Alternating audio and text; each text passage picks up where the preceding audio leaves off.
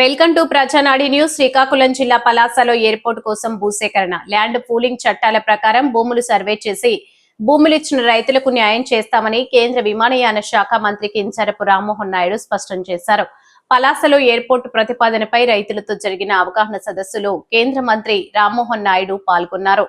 ఈ సందర్భంగా మందస, వజ్రపు కొత్తూరు మండలాల్లోని బిడిమి, రాంపురం, బేతాలపురం, ఒంకులూరులకు చెందిన రైతులు ఎయిర్పోర్టు నిర్మాణం వలన భూములు కోల్పోయి జీవనోపాధి కోల్పోతామని ఆందోళన వ్యక్తం చేశారు. కేంద్ర మంత్రి రామ్మోహన్ నాయుడు, వ్యవసాయ శాఖ మంత్రి కింజరాపు అచ్చెన్నాయుడు రైతుల అపోహలను నివృత్తి చేసేందుకు అధికారులతో గ్రామ సభలు నిర్వహించి రైతుల అభిష్టం మేరకే భూములు సేకరిస్తామని స్పష్టం చేశారు. మంత్రి Atchannaidu, MLA Gouthu Sirisha, collector Poonkar, SP K V Maheshwar Reddy తదితరులు ప్రసంగించారు. సరియాపల్లి ఉంది, నెక్స్ట్ సువర్ణపురం ఉంది. ఇవన్నీ కూడా 5 acres, 10 acres, 15 acres, 20 ఎకరము government land, 1000 ఎకరం ప్రైవేట్ ల్యాండ్. మేజర్గా 3 మండలాల నుంచి వెళ్తుంది. అదేవిధంగా లొకేషన్ చూసుకుంటే ఇది మనకి దాదాపు పలాస రైల్వే స్టేషన్. ఎక్కడైనా ఒక ఎయిర్పోర్ట్ పెట్టడానికి అవకాశం ఉంటుంది. అటువంటి ఎయిర్పోర్ట్ పెట్టడానికి అన్ని కూడా పరిశీలిస్తే ఆ రోజు ఇప్పుడు ఏదైతే మనం గ్రామాలు అనుకున్నామో ఆ గ్రామాల దగ్గర చక్కగా ఉంటుందని ఎయిర్పోర్ట్ వాళ్ళని కూడా పిలిపించి వాళ్ళతో కూడా ఇనీషియల్ గా ఒక స్టడీ చేయిస్తే ఆ ప్రాంతంలో పెడితే బాగుంటుందని వాళ్ళు చెప్పిన తర్వాత ఆ రోజు మొట్టమొదటి అడుగు వేసాము. ఇక్కడ ఉద్దానంలో ఒక ఎయిర్పోర్ట్ పెట్టాలని ఆ రోజు వేసిన తర్వాత అనుకున్నాం ఒక గ్రామాల పరంగా సరే ఈ ప్రాంతంలో వస్తే బాగుంటుందని అనుకున్నాం. కానీ ఎగ్జాక్ట్ గా ఏ గ్రామాలు, ఎగ్జాక్ట్ గా ఏ రైతులు, ఏ భూమి వస్తుందో అది సర్వే చేస్తే కానీ తెలియదు. అయితే సర్వే చేస్తే భూమి తీసుకున్నట్టు కాదు కదా, సర్వే చేయడానికి ముందు అధికారులు పంపిద్దాం. అధికారులు పంపించిన తర్వాత గ్రామాల్లో ఉన్నటువంటి పరిస్థితులు చూసుకొని ఎవరికి భూమి పోతుందో, ఎవరు నష్టపోతున్నారో వాళ్ళందరితో కూడా మాట్లాడి వాళ్ళు ఏ రకంగా కోరుకుంటున్నారో దాని పరంగా చేద్దామని ఒక ఆలోచన పరంగా అధికారులకు పంపిస్తే మనకి ఏ రైతులు ఎంత నష్టపోతున్నారు, ఏ గ్రామాల్లో ఎంత భూమి మనకి కావాల్సినటువంటిది ఉందో ఒక గీతలు గీసి ఏ భూములు వస్తున్నాయో అవన్నీ కూడా తెలిస్తే దాని పరంగా రైతులతో ఆ గ్రామాలకు వెళ్ళి మాట్లాడదాం అనుకుంటే ఆ మొదటి అడుగు వేయడానికి కూడా అవకాశం ఇవ్వలేదు. చాలా దగ్గరలో అధికారులు వెళ్తే వాళ్ళందరికీ కూడా తిరిగి పంపించే ప్రయత్నం చేశారు. భూమి ఎక్కడికైనా ఎవరైనా జేబులో పెట్టుకొని తీసుకెళ్లే పరిస్థితి ఉంటుందా? మీరే చెప్పండి. భూమి అక్కడ ఉన్నదే, మీ భూమి, మీ హక్కుతో ఉన్నటువంటి భూమి. కేవలం సర్వే చేయడానికి ఎక్కడ నుంచి ఎక్కడ వరకు మనకు రన్వే వస్తుంది, బిల్డింగ్లు ఎక్కడ వస్తాయి, మనకి ఎంత ప్రాపర్టీ మనకు కావాలి, వీటన్నిటికీ కూడా సర్వే చేయడానికి ముందు పంపిస్తే అవగాహన వచ్చిన తర్వాత అందరూ కూడా మళ్ళీ గ్రామాల వరకు వచ్చి గ్రామాలలో ఎక్కడ ఏ రైతులు ఉన్నారో వాళ్ళందరితో కూడా మాట్లాడే ప్రోగ్రామ్ ని మేమందరం కూడా చేసుకున్నాం. కానీ అది రాలేదు. దాని బదులు ఈ రోజు అవగాహన సదస్సు మీ అందరి కోసం మేము పెట్టాం. అయితే నాకు ఆనందం అనిపించినటువంటి విషయం ఏంటంటే శ్రీకాకుళం జిల్లాలో మూలపేట పోర్ట్ వస్తుంది. మూలపేట పోర్టుకి అనుసంధానం చేస్తే ఎయిర్పోర్ట్ కట్టమని ఆ రోజు ఒక సూచన ఆయన నాకు చెప్పడం జరిగింది. అది చెప్పిన వెంటనే అచ్చెన్నాయుడు గారితో మేమిద్దరం కూడా మాట్లాడాం.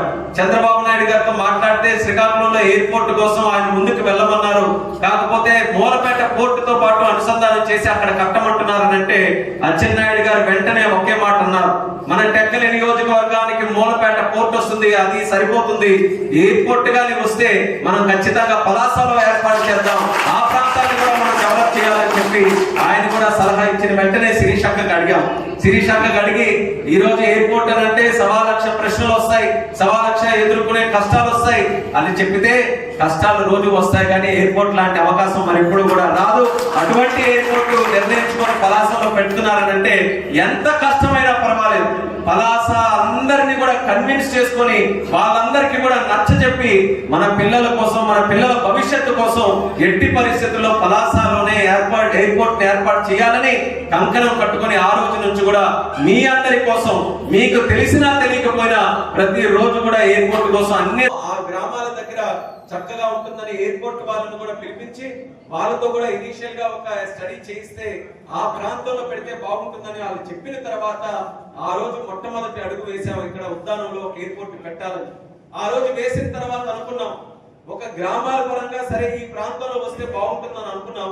కానీ ఎగ్జాక్ట్ గా ఏ గ్రామాలు, ఎగ్జాక్ట్ గా ఏ రైతులు, ఏ భూమి వస్తుందో అది సర్వే చేస్తే కానీ తెలియదు. అయితే సర్వే చేస్తే భూమి తీసుకున్నట్టు కాదు కదా, సర్వే చేయడానికి ముందు అధికారులు పంపిద్దాం. అధికారులు పంపించిన తర్వాత గ్రామాల్లో ఉన్నటువంటి పరిస్థితులు చూసుకొని ఎవరికి భూమి పోతుందో, ఎవరు నష్టపోతున్నారో వాళ్ళందరితో కూడా మాట్లాడి వాళ్ళు ఏ రకంగా కోరుకుంటున్నారో దాని పరంగా చేద్దామని ఒక ఆలోచన పరంగా అధికారులకు పంపిస్తే మిగిలిన విషయాలు మీ అందరికీ కూడా తెలుసు. అసలు మీరు కూడా కన్ఫ్యూజన్ లో ఉండడం, అసలు ఆ అధికారులు పంపించిందే మనకి ఏ రైతులు తాలూకా ఎంత నష్టపోతున్నారు, ఏ గ్రామాల్లో ఎంత భూమి మనకి కావాల్సినటువంటిది ఉందో ఒక గీతలు గీసి ఏ భూములు వస్తున్నాయో అవన్నీ కూడా తెలిస్తే దాని పరంగా రైతులతో ఆ గ్రామాలకు వెళ్ళి మాట్లాడదాం అనుకుంటే ఆ మొదటి అడుగు వేయడానికి కూడా అవకాశం ఇవ్వలేదు. చాలా దగ్గరలో అధికారులు వెళ్తే వాళ్ళందరికీ కూడా తిరిగి పంపించే ప్రయత్నం చేశారు. భూమి ఎక్కడికైనా ఎవరైనా జేబులో పెట్టుకొని తీసుకెళ్లే పరిస్థితి ఉంటుందా? మీరే చెప్పండి. భూమి అక్కడ ఉన్నదే, మీ భూమే, మీ హక్కుతో ఉన్నటువంటి భూమి. కేవలం సర్వే చేయడానికి ఎక్కడ నుంచి ఎక్కడ వరకు మనకు రన్వే వస్తుంది, బిల్డింగ్లు ఎక్కడ వస్తాయి, మనకు ఎంత ప్రాపర్టీ మనకు కావాలి, వీటన్నిటికీ కూడా సర్వే చేయడానికి ముందు పంపిస్తే అవగాహన వచ్చిన తర్వాత అందరూ కూడా మళ్ళీ గ్రామాల వరకు వచ్చి గ్రామాలలో ఎక్కడ ఏ రైతులు ఉన్నారో వాళ్ళందరితో కూడా మాట్లాడే ప్రోగ్రామ్ ని మేమందరం కూడా చేసుకున్నాం. కానీ అది రాలేదు. దాని బదులు ఈ రోజు అవగాహన సదస్సు మీ అందరి కోసం మేము పెట్టాం. అయితే నాకు ఆనందం అనిపించినటువంటి విషయం ఏంటంటే వచ్చిన కొత్తమైందైనా సరే మీరు వాస్తవాలు మాట్లాడి స్పష్టంగా మేము ఎవ్వరం కూడా ఎయిర్పోర్ట్ కి వ్యతిరేకం కాదు, ఎయిర్పోర్ట్ వస్తే మా అందరికి కూడా మంచి జరుగుతున్నటువంటి ఒక్క మాట ఏదైతే మీరు మాట్లాడారో అది ఖచ్చితంగా రామబాణం లాగా చుట్టూ తిరుగుతుందనే నమ్మకం నాకుంది. ఈ రోజు ఎయిర్పోర్ట్ ఈ రోజుకి కాకపోయినా రేపు 5 సంవత్సరాలు, 10 సంవత్సరాలు, 20 సంవత్సరాలు, 30 సంవత్సరాలకైనా ఒక పెద్ద హబ్ గా ఈ యొక్క ప్రాంతం మారి ఉద్దానంకి ఈ రోజు వలసలు వెళ్ళిపోవడం కాదు, బయట నుంచి ఎక్కడికి వలసలు వచ్చే పరిస్థితి భవిష్యత్తులో ఉంటుంది. అది గమనించమని కూడా మీ అందరికీ కూడా తెలియజేసుకుంటున్నాను. ఎయిర్పోర్ట్ అంటే సాధారణంగా ఒక ఫ్లైట్ మీద వచ్చేవాడు లేకపోతే ఫ్లైట్ లో వెళ్ళేవాడు, అదే బిజినెస్ అనుకుంటాం మనం. ఎయిర్పోర్ట్ లో సుమారు 140 డిపార్ట్మెంట్లు ఉన్నాయి, పనిచేసే డిపార్ట్మెంట్లు. ఎయిర్పోర్ట్ లో ఎయిర్ క్రాఫ్ట్ లో ఉన్నటువంటి కాక్పిట్ లో ఫ్లైట్ ఎవరు నడిపిస్తారో వాళ్ళ దగ్గర నుంచి, క్రూ దగ్గర నుంచి, ఇంజనీర్స్ దగ్గర నుంచి, దిగిన తర్వాత బస్సు నడిపే డ్రైవర్ దగ్గర నుంచి, అక్కడ ఇంజనీర్ల దగ్గర నుంచి, బ్యాగేజ్ దగ్గర నుంచి, క్లెయిమ్ దగ్గర నుంచి, పార్కింగ్ దగ్గర నుంచి, ట్యాక్సీల దగ్గర నుంచి, ఎయిర్పోర్ట్ లో అమ్మే వస్తువుల దగ్గర నుంచి, లేకపోతే బయట పెట్టుకునే హోటల్స్ దగ్గర నుంచి ఈ రోజు శంషాబాద్ ఎయిర్పోర్ట్ మీద డైరెక్ట్ గా ఇండైరెక్ట్ గా 5 లక్షల మంది పనిచేస్తున్నారు. ఎంతమంది? 5 లక్షల మంది ఒకే ఎయిర్పోర్ట్ మీద పనిచేస్తున్నారు. 5 లక్షల ఉద్యోగాలు ఒక ఎయిర్పోర్ట్ తెచ్చే శక్తి ఉంది. కేవలం ఎయిర్పోర్ట్ అంటే ఎయిర్ క్రాఫ్ట్ లో ఎదిగే 100 మందో 1000 మందో వెళ్ళే ప్రయాణికులే కాదు, ఆ ఇండస్ట్రీ వల్ల, ఆ ఎయిర్పోర్ట్ వల్ల చాలా ఇండస్ట్రీస్ కూడా అక్కడ వచ్చే పరిస్థితి ఉంటుంది. అందుకోసమే ఎయిర్పోర్ట్ తో పాటు కొంత భూమిని పక్కన పెడుతున్నాం.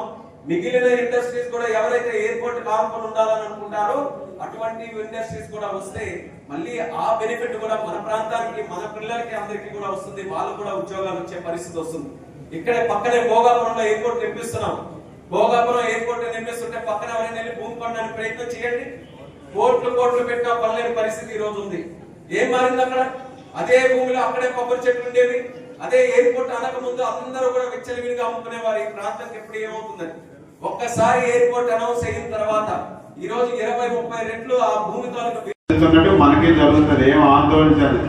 చివరి ఇబ్బంది లేకుండా చేయడానికే మేము ప్రయత్నం చేస్తాం. ఇక్కడ సంతోషం ఏమిటంటే మీరందరూ యునానిమస్గా భూములు ఇవ్వడానికి సిద్ధపడడం అనేది చాలా శుభ పరిణామం. మీరు కూడా వీలైనంత వరకు అలాగని చెప్పి మన కోరికలన్నీ తీర్చడానికి జరిగిన పని కాదు. ఎందుకంటే మనం ఒక్కటే కాదు, రాష్ట్రంలో ల్యాండ్ ఎక్విజిషన్ చాలా ప్రాజెక్టులు అవుతుంటాయి. అన్ని రేట్లు కాకుండా మాకు ఈ రేట్లు ఇవ్వండి, మాకు మాట్లాడే సందర్భాలు లేవు. ఫస్ట్ టైం ప్రజాస్వామ్యబద్ధంగా మీ ఇబ్బందులన్నీ తెలుసుకొని ప్రభుత్వ ఆలోచన మీకు చెప్పి ఇంకా మీకు ఏం చేస్తే బాగుంటుందని